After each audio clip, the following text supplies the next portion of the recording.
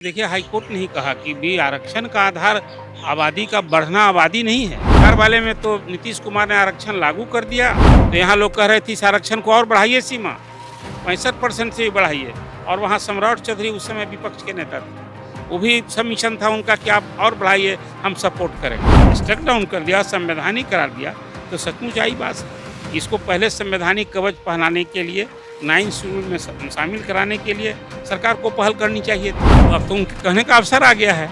तो अभी तो तंज व्यंग कस रहे हैं, जातीय सर्वे होना चाहिए, बिहार की जो आरक्षण सीमा है 75% इसको लागू करना चाहिए। ये आरक्षण एक राजनीतिक हथियार हो गया है और अब जो इसके लाभान्वित तो उनके लिए आई बात है।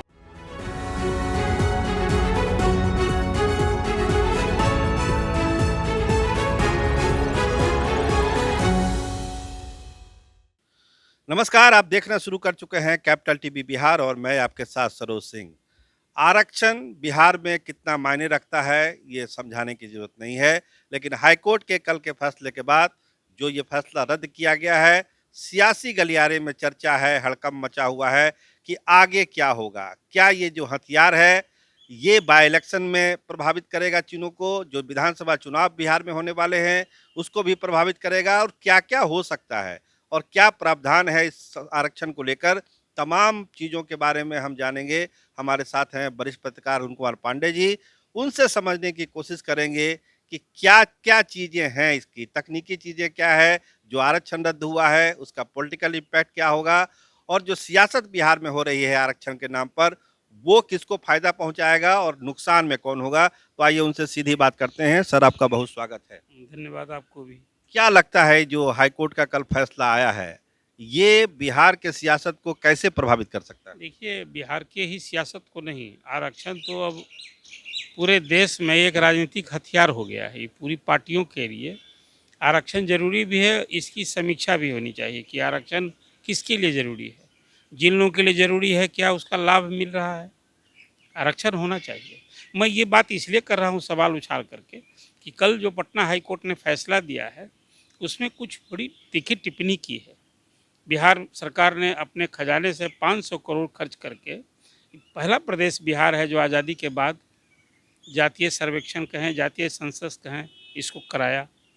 और उस रिपोर्ट में आई कि बिहार में जो 215 जातियां हैं, किस जाति की कितनी आबादी है। इसके साथ जाति विशेष की शैक्षणिक स्थिति, आर्थिक स्थिति का भी एक विवरण था। हालांकि ये जानना भी सबको बहुत ज़रूरी है कि रिपोर्ट को भी टोटली लोग स्वीकार नहीं किए थे। रिपोर्ट की सत्ता पर, उसके डाटा पर लोगों ने चैलेंज किया और कहा कि ये रिपोर्ट तो घर बैठे लोगों ने बना दिया, सर्वेयर मेरे घर नहीं पहुंचा। आखिर रिपोर्ट कई जातियों ने शिकायत की। ये शिकायत पर ही हम सर आते हैं कि जैसे सरकार कर रही है कि चूंकि आबादी बढ़ गई इसलिए आरक्षण बढ़ाना पड़ा। तो ये जो जातीय जनगणना हुई, जो 500 करोड़ रुपया बिहार का खर्च हुआ, क्या इसको सुप्रीम कोर्ट लीगल मानेगा इसको? नहीं, अब देखिए, हाईकोर्ट ने ही कहा कि भी आरक्षण का आधार आबादी का बढ़ना आबादी नहीं है। ये सिर्फ संविधान में आबादी के हिसाब से आरक्षण अनुसूचित जाति, अनुसूचित जनजाति के लिए है कि उनकी जितनी आबादी होगी उस हिसाब से उनका परसेंटेज मिलता है। बाकी जात के संबंध में उनकी सामाजिक शैक्षणिक की स्थिति के आधार पर आरक्षण लागू है। अब बिहार सरकार ने जो आरक्षण किया जातीय सर्वे की रिपोर्ट के हिसाब से, बढ़ी आबादी के हिसाब से, जो आबादी बढ़ी थी उसके आधार पर 65% रिजर्वेशन कर दिया, 50% को बढ़ा करके। हाईकोर्ट ने इसी को स्ट्रक डाउन कर दिया कि यह संवैधानिक है। इंदिरा सहनी का केस याद करेंगे आप, सुप्रीम कोर्ट में 9 जजों की बेंच ने, जिसको संविधान पीठ कहते हैं, वो फैसला था कि 50% से अधिक आप आरक्षण नहीं कर सकते हैं। जो संविधान में अनुच्छेद 15, 12, 14, 15, 16 है, जो समानता का अधिकार है, उसमें 50% तो मेधा के लिए रखा जाए। इसी को आधार बनाकर हाईकोर्ट ने इसको न सिर्फ रद्द किया बल्कि टिप्पणी की कि यह आरक्षण की जो सीमा बढ़ाई गई है, इसमें बहुत कोई गहन अध्ययन किया गया, इस तरह की बातें की। और इसने ये भी कहा कि आबादी के हिसाब से आरक्षण की तो इजाज़त है नहीं, तो फिर ये आरक्षण यहाँ लागू कर दिया गया है। और उस रिपोर्ट में मैंने देखा, 87 पन्ने की रिपोर्ट में, जो पटना हाई कोर्ट के चीफ जस्टिस की अध्यक्षता वाली खंडपीठ ने किया है। अब ये आरक्षण का आपने पॉलिटिकल इम्पैक्ट की बात कह दी कि इससे पहले सर एक चीज आ जाएंगे, इम्पैक्ट पर हम लोग बाद में जाएंगे। अभी विपक्ष कह रहा है सुप्रीम कोर्ट जाइए, सरकार कह रही है कि हम सुप्रीम कोर्ट जाएंगे। तो सुप्रीम कोर्ट में ये ठहरेगा ये मामला? नहीं, मुझे तो नहीं लगता है कि सुप्रीम कोर्ट तो न सिर्फ बिहार के पहले कई मामले गए, तो सुप्रीम कोर्ट कहीं तो हाई कोर्ट से ही निरस्त हो गया, फिर कहीं सुप्रीम कोर्ट में भी गए, वहाँ भी निरस्त हुए। तो मुझे तो नहीं लगता है कि इंदिरा सहनी का केस में जो सुप्रीम कोर्ट का ही फैसला है, अब वो इसमें कोई रद्दोबदल होगा। जो आधार भी जो हाई कोर्ट ने इसको पॉइंट आउट किया है, तो मुझे नहीं लगता है कि सुप्रीम कोर्ट में, हाँ, इसका यदि इसको संवैधानिक कवच जिस ढंग से तमिलनाडु में जयललिता जब चीफ मिनिस्टर थी, तो उस समय केंद्र से कहिए सहयोग में, कहिए केंद्र को इन्फ्लुएंस में करके कहिए, वो नरसिम्हा राव प्राइम मिनिस्टर थे।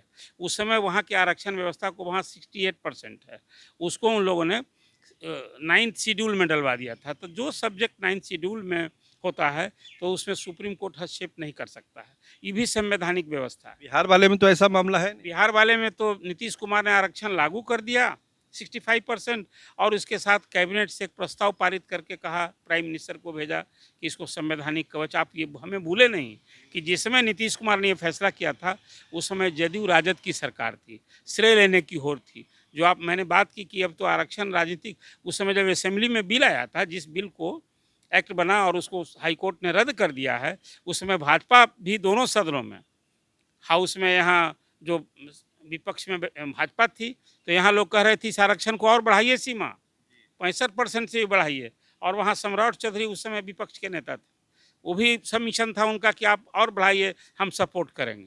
तो आईवास है सर, आईवास है सुप्रीम कोर्ट। इसको और क्या कहेंगे, इसको तो अभी जो आरक्षण लागू हुआ है और इसको जब हाई कोर्ट ने स्ट्रक डाउन कर दिया, संवैधानिक करार दिया, तो सचमुच आई बात है। इसको पहले संवैधानिक कवच पहनाने के लिए, 9th शेड्यूल में शामिल कराने के लिए सरकार को पहल करनी चाहिए थी, विश्वास में लेना चाहिए था। और जब वहाँ केंद्र सरकार सहमत हो जाती, नरेंद्र मोदी ही प्रधानमंत्री थे।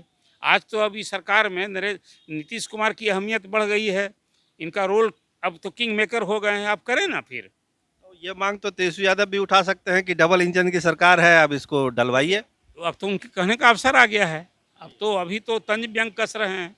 मैंने कल देखा कि अभी विभिन्न सभाओं में प्रधानमंत्री का पैर छूते हैं, इसके लिए पैर छुए हैं।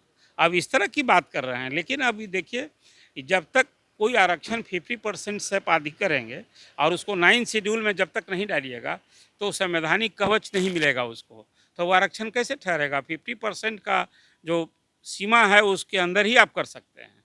इसलिए इसमें नीतीश कुमार के लिए झटका है।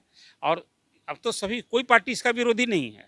आपने देखा कि राहुल गांधी ने तो इसको लपक लिया, बिहार की इस इशू को, और कांग्रेस का एजेंडा बना दिया। वो खुद भी कहने लगे कि नहीं, पूरे देश में जातीय सर्वे होना चाहिए, बिहार की जो आरक्षण सीमा है 75% इसको लागू करना चाहिए। तो इसलिए मैंने आपसे कहा कि आरक्षण एक राजनीतिक हथियार हो गया है, और अब जो इसके लाभान्वित लोग, उनके लिए आई बात है। आप 50% से अधिक कर नहीं सकते हैं। इस सभी को मालूम है कि सुप्रीम कोर्ट ने एक सीमा तय कर रखी है, और तब भी आप ऐसा फैसला ले रहे हैं, तो इसका हश्र तो यही होना था। तो आपने साफ सुना कि जो आरक्षण का हथियार है, वो हथियार राजनीतिक मायने से तो कारगर जो होता है सो होता है, लेकिन जो ये आईवास वाली स्थिति है कि सुप्रीम कोर्ट जाएंगे और तमाम जगह जाएंगे, ये सब केवल जनता को आईवास करने के लिए है, क्योंकि सुप्रीम कोर्ट में भी ये मामला टिकने वाला नहीं है। जब तक कि डबल इंजन की सरकार नरेंद्र मोदी इनको जो है 9th शेड्यूल में नहीं डालेंगे, तब तक ये आरक्षण की सीमा बिहार में नहीं बढ़ सकती है। यही आरक्षण की सच्चाई है। कैमरामैन विमल यादव के साथ मैं सरोज सिंह, धन्यवाद, नमस्कार।